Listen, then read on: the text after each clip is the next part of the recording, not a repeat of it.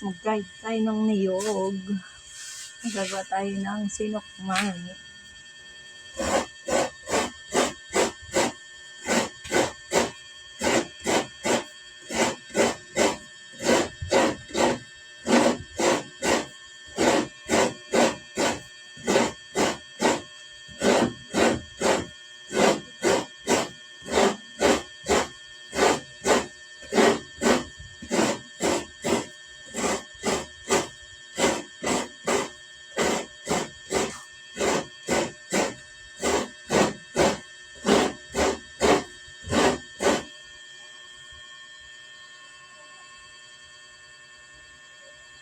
Guys, tapos na natin ilagay.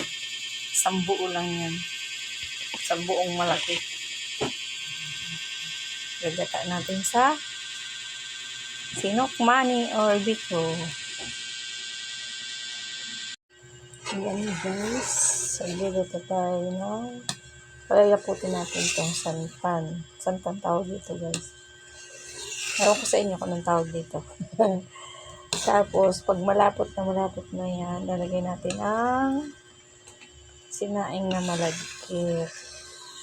Gagawa tayo ng biko or sinukmani. Ayan guys. Hindi ko na guys na video kanina na nag-ano ako ng gagata at saka nung ilagay ko to dito. Papalaputin lang natin yan. Pwede na natin ilagay yung yung kanin.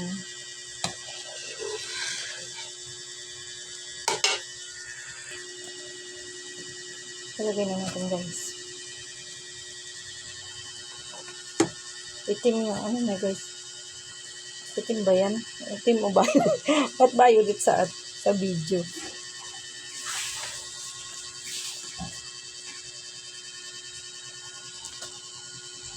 Maganda, mas malapot pa sana dito. Kaya mahirapan ako maghalo. Ako lang maghahalo. Yan, lagay lang natin guys yan.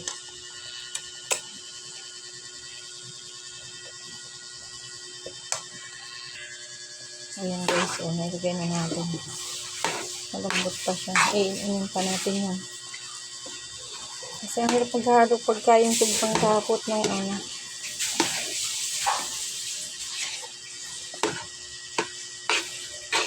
bikong itim na malagkit. Itim ba yan guys? Itim ang tawag nito dyan. Itim na malagkit. Yan. Iinin na natin para mas madigat. Ayan guys, luto na ang ating bikong. Ito na.